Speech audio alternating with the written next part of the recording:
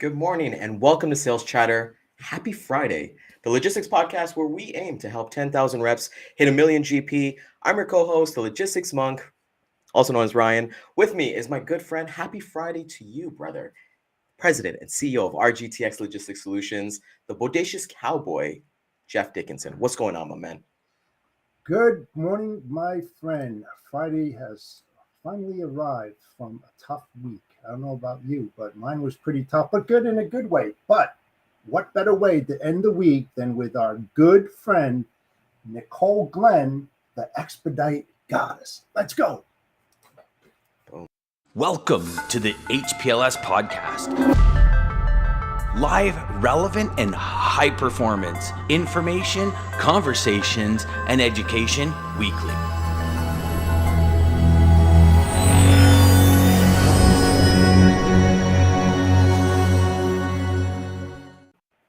Gotta love that name. We got the nickname Fridays going on. We got the comments popping this morning. So, I think both of us, I know for myself, we have our own individual connection of how we got to know Nicole. I known her through Dan, but just seeing how she's basically done business, how she operates herself. She is what she won in 2022. She won the top women-owned company. She is a podcast. She is in the podcast game like us with the LLC podcast, which is the Ladies Leadership Coalition, and just continues to push the bar and be an inspiration for women across the industry as well. Jeff, I would love to get your thoughts on our guest today. Yeah, absolutely. I mean, she's been to a ton of conventions, ton of events. She's been on a gazillion podcasts. We're honored to have her join us. I had to pull a few strings together to do it, but she did it. And let's bring her on. Nicole Glenn, owner and founder of Candor Expedite. The Expedite Guys, you're making me blush. That's so nice. And all the things you were saying. I'm excited to be here with you guys. Thanks for joining us. I appreciate it. As you well know, for the last 3 weeks, we've been hot and heavy on a really important topic: empowering women into logistics. I know this is an important topic to you as well. You talk about it a lot at your events, the conventions that you go to. So I'm so happy to have you on board today. Tell everybody about yourself, your company, and how you became the president and founder of Candor Expedite. For sure. I like to always say I was in logistics when logistics wasn't cool. Now I feel like it's a trendy spot to be, but I've been in transportation for 23 years. And so I've been lucky. I've gone through so many different roles and ops and sales and management and leadership. And so in 2017, I decided it was time to take that leap and start my own company. And so the birth of Candor Expedite came. And truly the name is exactly what I've been trying to bring to the logistics front, right? So Candor, which a lot of people ask me this question in regard to our name, because it's CAN.DOR. That's to say, hey, pull that right from the dictionary and take a look at what that definition means.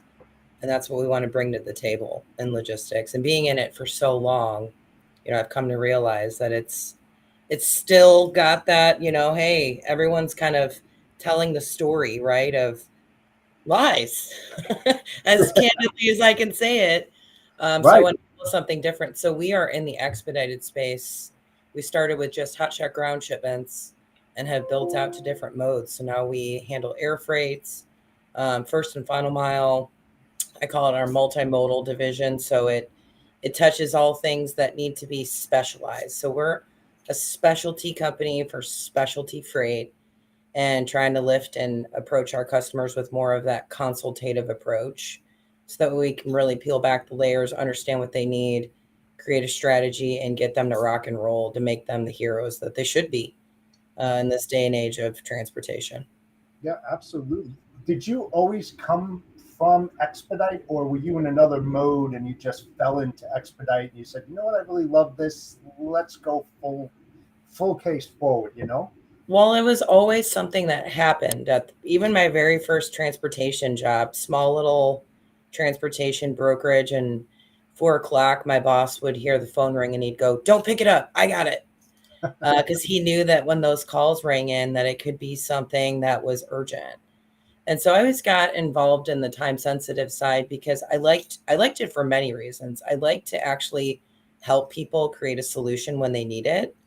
So it's always been a service offering. I did work at a company that when I first got there really specialized it. Dan, I'm seeing you on. Hi, Dan Deigan. So first and foremost, I've always had it in the background. And when I started the company, I went, you know what, this is a great segment. This is the most chaotic, crazy spot of it. And I love it. So I'm going to roll with that spot and really try to build that out. And it's a great place for me. I do love chaos to turn it controlled. It's like, I don't know what I do. I don't just take anything lightly. I jump full in, right? Can't just have one kid. I got to go two. I got to have twins. I got to do all the things that make your head spin. So, Right. Logistics. It's not a job, it's an adventure. And every day we go on safari hunting for one thing or another because we're always getting blindsided. We know what yesterday brought. We don't know what tomorrow is going to bring, but we sure know what's happening today, probably minute by minute, because you never know when you're going to get hit with something. It's how fast you respond to requests that makes you who you are. And that's the huge differentiator, right? it is, and it's coming through all the way through when things go off course or, when something is wrong for someone else, it's coming through with that solution and following it all the way through, keeping people in the loop of what's going on. And so that communication, a lot of people say it, but we really live by it. And it's really made a huge impact in our business. I mean, we talked to some of our shipper clients, and I had one, the biggest, best compliment I ever got was, in 40 years of being in transportation, I've never worked with a company like yours. If you can say anything better to me than that, buy a lotto ticket that day. Cause that feeling to get that in writing was like hit right at the chest. It was good stuff. And that's on your wall, isn't it? It is. It's on all the different, Figure that. on the window. I can't show you guys, but I have all these things on my window of quotes to really like live by and things that have been good that come my way. And that pretty much creates the culture in your company as well, because that credibility, that standard, that value that you bring to your customers day in and day out, that speaks volumes for your company, your employees, as well as your customers, and you prove it day in and day out. We do, and we focus on that even with hiring people. We go through our core values. We integrate that into everything that we're doing, because it starts at the real fabric of your company and you weave all of those things in. And so we're very intentional, even with people we bring aboard. We want to make sure that they're living by that as well. Yeah, let's get into women-owned business. I hate this saying, minority owned. It Right. doesn't sound too good. That really doesn't, because why can't it be a majority? I mean, wouldn't you like to hear that? Women in majority-owned company instead of minority. It's such like a downplay. I don't believe in it. I don't like that saying. But tell the audience out there the obstacles and challenges, barriers that you had to go through to get to where you're at. And the reason why I ask this is that there's a lot of new women coming into the business that are still wet behind the ears. We all know that logistics is very, very challenging. And what I'm trying to do is to help them to understand, the best outcome that they can expect if they put in that hard work like you did to get to where you're at. Sure. Well, I think we're going to start seeing that women owned and minority owned is on the rise. And I think it's from things like this, right? It's from talking about it. It's from inviting people in this space and showing them that there's an opportunity for everybody. Even though this industry has been really male dominated, it is transforming. And I've seen that in the past 23 years. I've seen more people step in the space. And that's one of the things that I'm trying to be a change agent on, even with making a podcast, right? Going to colleges and talking to students and understanding what's happening with degrees in supply chain. When I was in college, there was no such thing as a supply chain degree. And so that's why even why I say I was in freight when freight wasn't cool. it's starting to really get out there that this is a great industry for all. It's Yeah. still, there's still people in it though that hold this mindset. And I do have a story to share that actually happened yesterday. Yes, Um, please. it's not a good one. It's really not a good one on things that's still touching our industry. I came into the office and our HR leader, a woman that is just completely amazing. She is going to be announced as winning an award here soon. I can't talk about it from embargo, but she bust her butt in this industry. And she was interviewing for an executive position, and the gentleman she was speaking to said to her that he was going to miss his team if he moves on. And he had said that his team was very heavily dominated by male, all male. And he had said that some of his criticism was to really focus on diversifying it. And clear as day, says to her, well, I just don't feel that women should be in this space. What? Yes. So this just says, like, this is the sad part. So this is not a we're angry comment. I'm just trying to let everybody know that this still lives in our space. And so she calls him out and says, excuse me, did you Right. just say that? And he goes, oh, not you. You're in the right role for where you should be in within logistics. And she said, did you do any research on our company? This is a female-owned business. And he said, oh, no, I hadn't. And she's like, I think our interview's over, but thank you. And she ended it, politely. But it just screams out that there are still individuals within this industry that are locked into old school thinking and old school mindset. And it's sad. And the concept is that mindset is going to go away, whether people like it or not. It is going to be embraced that women, minorities, LGBTQ plus is going to be a part of our world and needs to be, because everybody is pushing forward to make sure the right people, I should say, are pushing forward to make sure that's part of what's going to transform and change. So for me, being a woman in this space, I would love to actually have a day where we don't have to celebrate it's International Women's Day, more for the history of it, because Yes. hell yeah, I respect everything that's happened with all the women that have faced so many challenges, obstacles to overcome. But eventually I just want it to be in a normal day, maybe a history day, because as much as I love to say that I'm a we bank and I'm a woman owned company and I'm a CEO leader of a female group, I want to just say I'm a leader, and create that mindset. And so that's how I look at it. And so when people ask me, and they'll ask about our podcast, and they'll say, well, do you explain to them that you have to work even harder? And I'm like, I think everybody has to work hard in this space. And I think if we're in that grind together, we can almost put our blinders on who the people are, as long as you have the right group around you. Yeah, I agree. And, when I mentioned minority earlier, I just think it sucks, period, that nobody should be dumped into a category, Exactly. No matter what background, gender, or anything. Like you said, a leader is a leader. It doesn't matter your gender or anything like that. If you create and you provide and you do everything else as your equals, and everybody is equal the way I look at it, what's the difference? I mean, I really just hate that term, like you would not believe, And when we go back to the history, and you mentioned that, there was a place and time where we were, where we are today, where we need to be, and how the heck do we get there? You talked about, programs like ours and what you preach out there as well. But what else more can we do collectively to put this out there and put it behind us? It's banding together, Jeff. It's doing things like I said, like this. It's hosting those conversations and welcoming people of all walks of life in the space. So for me, like, I love my female tribe.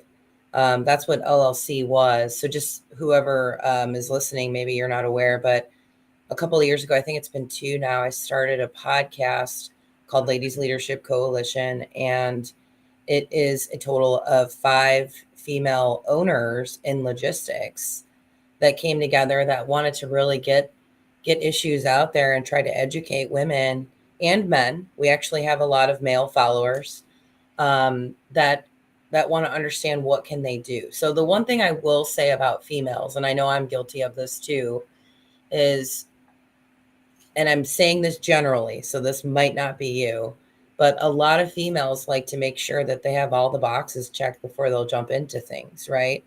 I'm not ready to be an owner because I haven't done X, Y, Z, and that's the same thing with jobs and roles and opportunities. And it's just known that males they tend to take more of a risk than what females tend to do. Sure. And again, this is a blanket statement. So there are some women that just charge forward and, kick ass and take names and don't think twice about it. But there are some that, want to make sure that they're in, if there's 5 boxes to check, they got them all checked, or maybe 4.5. And so I want to preach that message that I don't care if you're running you're in a position, you run a $5 million company, $100,000 company, a $300 million company. We're all learning. I do not check every box every day. I do not. I'm sorry to say it, but you guys don't either. It's one of those things that these types of conversations will help us continually grow and keep propelling ourselves into those next spots. So I hope that what we're doing is educating women and men and everybody to take those next stops, or those next jumps before maybe they're even mentally ready. So that way they can continually learn and propel themselves forward. And I think there's beauty in learning while you're in it, right? When you're kind of put into that room and you got to kind of figure that out on your own. And I think even when we look at something like a checkbox, even for myself, like coming on the show, is like, am I ready for this? Is this something that I want to do? But then it's like, when I engulf myself in it, it's like, okay, let's do this. I'm going to figure it out regardless. One of the biggest things that I was paying attention to you, Nicole, was that when it comes back to Candor Expedite, is that one of the things that you guys do is try to be like a ninja button for your customers. Being Ooh, that kind yeah, of you took that out. I'm giving you kudos. That's oh my yeah, well, I do. I'm Mr. Research over here. We got to make sure our guests they're being researched and taken care of. And I want to get into the circle a little bit after. But with that being said, when it comes to being a ninja button for your customer, can you explain to the audience what that means in terms of being a niche service at what you do at Candor Expedite? Sure. So like we had said in the beginning, like creating a business that was ultimately a ninja button it's not an easy thing to do, being in logistics for a long time and bringing people aboard that have been in logistics for a long time. It's having that consultative approach. So one of the gentlemen that we've hired, his name's Tyler Wired. He's amazing. He's a part of our sales team. He actually came from the shipper side. He was a shipper, I think, for 10 or 12 years. I always get those dates mixed up. But what he had said too is, like, to me, even when he was my client and we were talking about him coming aboard, shippers, that is 1/10 of their day is where we step in as logistics providers. They have to worry about production. They have to worry about their customer. They have to worry about customer service. They have to worry about even having the right people in the building to drive a forklift. It is not just sitting around all day taking that phone call like, hey, yeah, I want to talk to you about procuring you to be as a service provider. It's such a small spot, right? So they have all these moving parts happening. They have customer service calling them, hey, did you get this shipment out? My customer's asking. The sales person that sold that product is asking on where that is. The customer service on the other end needs to make sure that that's there. The purchasing team potentially that might need that product for whatever it is that's going into the next. It's this whole chain of people beside your company. It's like you're one little widget in the whole process of the supply chain. And so by doing that, it's to create something that's easy. So that way people can move on to the next thing. I mean, I've seen it and we've had it to where one shipment can end up taking up an entire person's day. Yeah. There's so many phone calls. I don't care what type of technology is out there. We all still play the game of telephone. And so when I wanted to create this, I'm like, hey, let's create that circle, and that we'll talk on the circle. Let's create that circle that closes all of those loops and is continuous so people can move on with those days. It's like my old boss who was waiting for that phone call at 4 p.m. He saw dollar signs. I literally see that as someone wants to get home to their kids. Someone wants to go to that baseball game. Someone does not want to be tracking a shipment over a weekend or have to worry about that at 3 o'clock in the morning. Like, hey, did that actually get on site for whatever food manufacturer is going to need that? So that's the concept of creating the Ninja button, listening to the customer, understanding what they have going on, teaching them. Because like I said, it's only 1/10. They don't live in our space. They don't see all the things that even we go through to provide those solutions.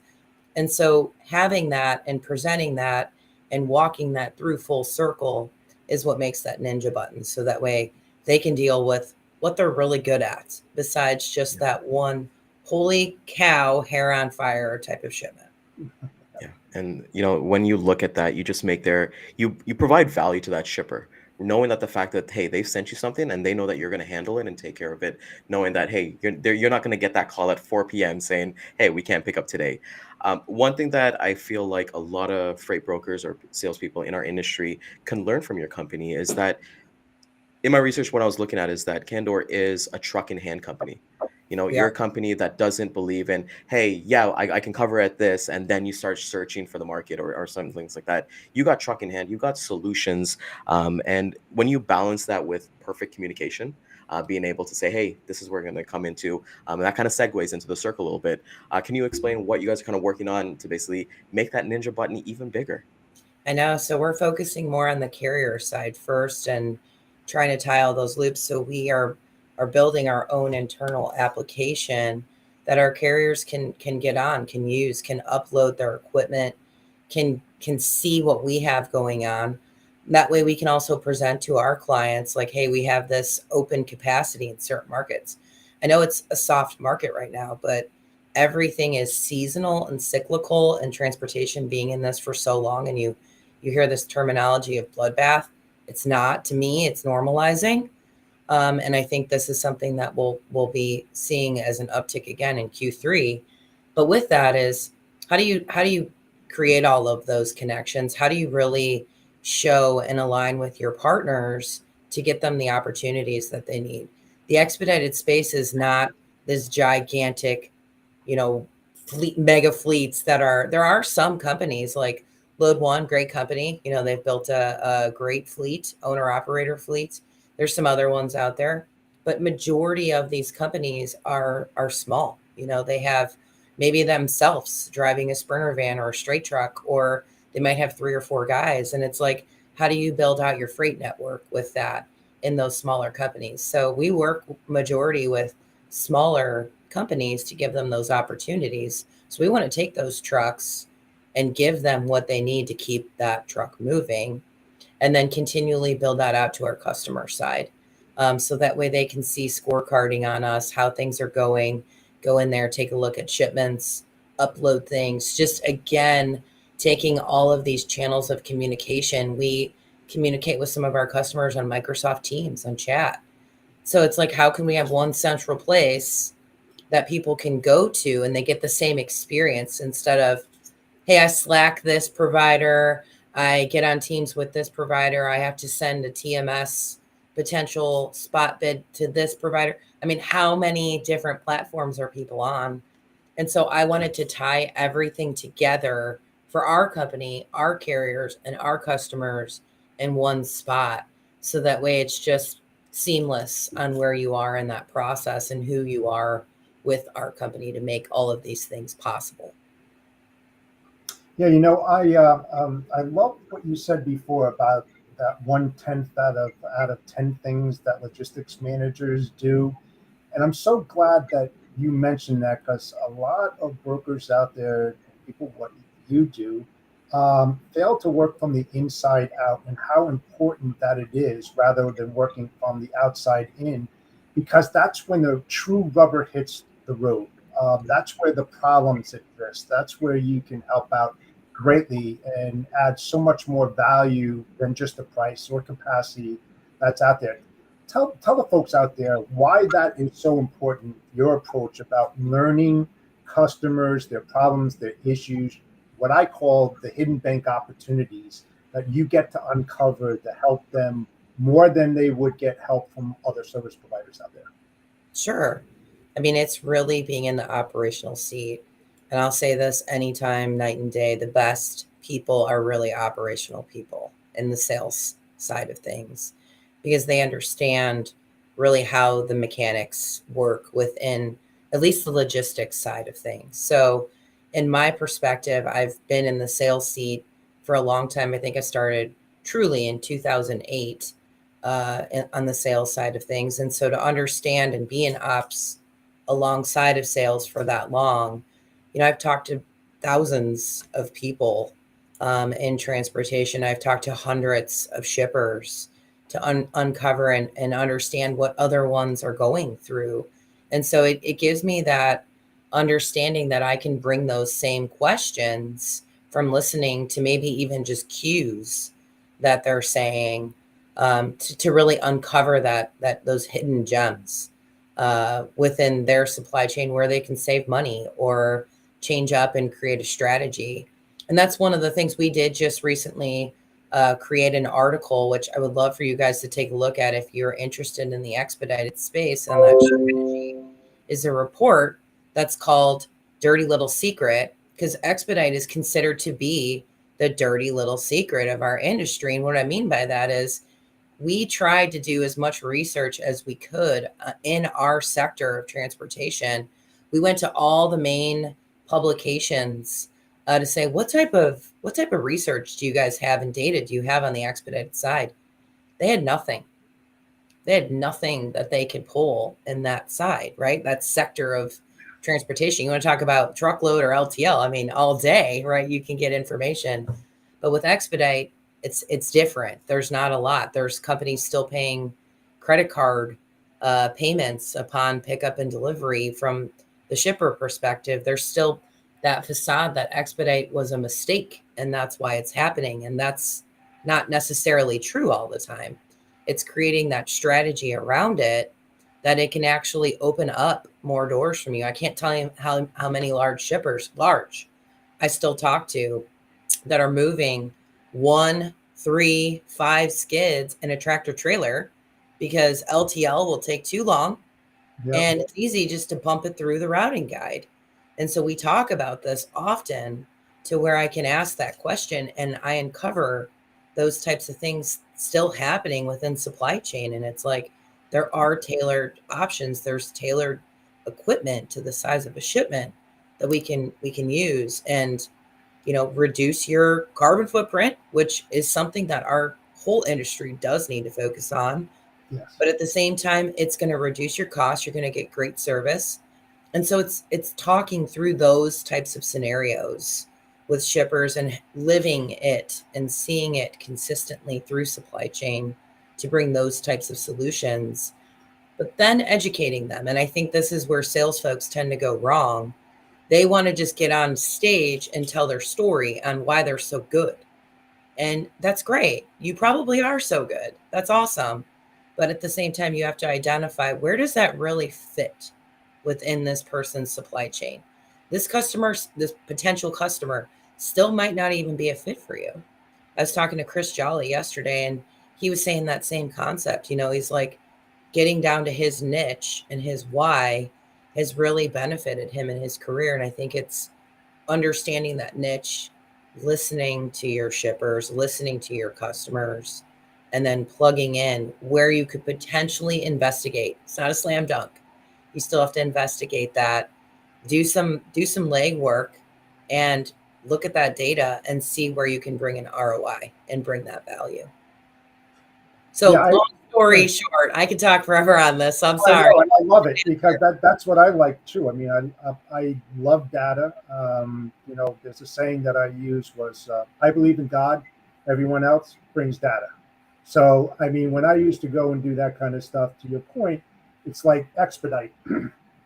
For me, that's a door opener because it's why are you doing Expedite? Do you have disruptions in your supply chain that's telling you that you don't have the inventory in the right place at the right time in order to get it to your end user in an expedited time? Why is that happening? And that for me opens up a tremendous amount of doors, especially when I was working in the automobile industry and it was time deficit because you had lines down $10,000 a minute if they couldn't operate.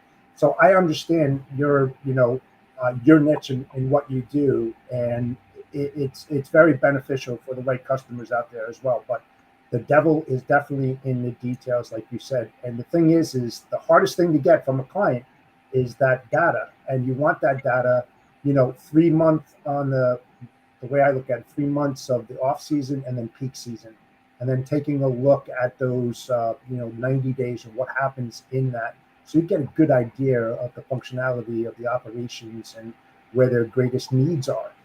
And for what you do in your company, I think it's fantastic. Real short, how can what can you tell the women out there how to get into your type of business and find that value, find that niche, and know what they really like? I know it takes a little bit of time, but how do you find that? How do you get there?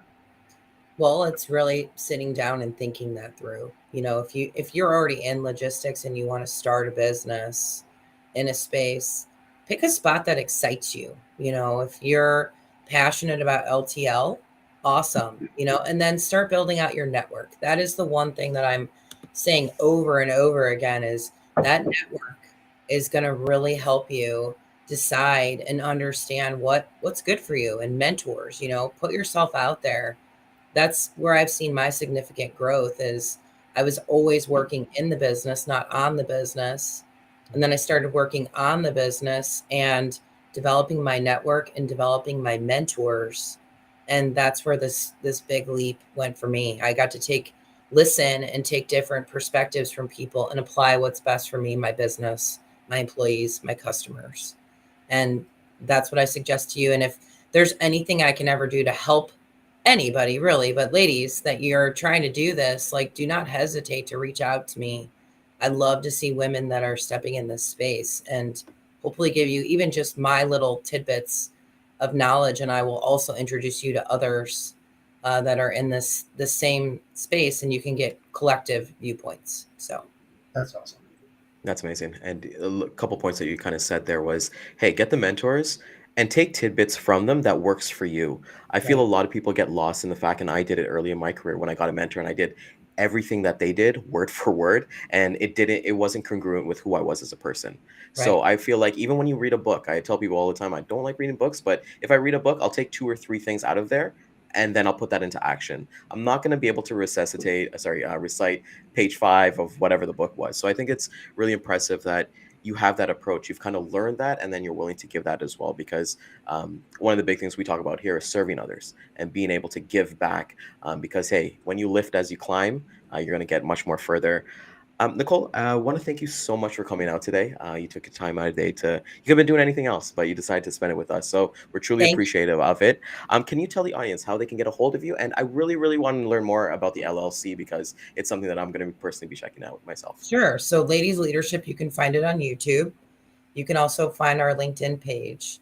It does stream on YouTube, so you get to see our beautiful faces, right, when we're on panel. But you can also go to Spotify, Apple, and just listen. So that's a great way. And then I'm all over LinkedIn, so feel free, connect with me. Don't just follow me. I've been noticing that a lot of people follow me and then I don't know who they are. So connect with me. Let's share some messages there. And I'd love to help whoever is in need. Send me a direct message. That is amazing. So, want to thank the audience for coming out this morning. I know I made a post today with our jam-packed episode for jam-packed week for next week that we have with amazing guests as we're coming down to the end of empowering women into logistics, but we're not done. So we're going to be making a special announcement that we got some more guests in different verticals coming up in the next 2 weeks. So if you found value in this, I know you did. Please like, comment, share this. Like I always say, share this with your neighbor. It doesn't matter. They don't need to be in logistics. They can find value out of this. So catch it back at the replay at 2 and 6 p.m. Facebook, YouTube, LinkedIn, and Twitter. And we want to thank our corporate sponsor, Daman at Centurion Trucking and American Logistics. If you're a sales rep and you're looking to make a move, well, hit up Daman because they're actually looking for sales agents across North America paying up to 60% GP. Can't get any better than that. And, Cowboy, just take us home, my man. Yeah, absolutely. Thank you so much again, Nicole, for joining us. We appreciated everything that you had to say. Very insightful. I know that there were a lot of golden nuggets out there for the women who are watching, even the men out there, to take into consideration. And I appreciate your offering to help them out there whenever they have a problem. So thank you again so much. Thank you. Have a great day, guys. Yep. And with that said, check us out next week on the Sales Chatter live at 11 a.m. Eastern Standard Time. We have a big week for you next week. More nuggets coming out there. So with that said, have a great weekend. Bodacious Cowboy out. See ya.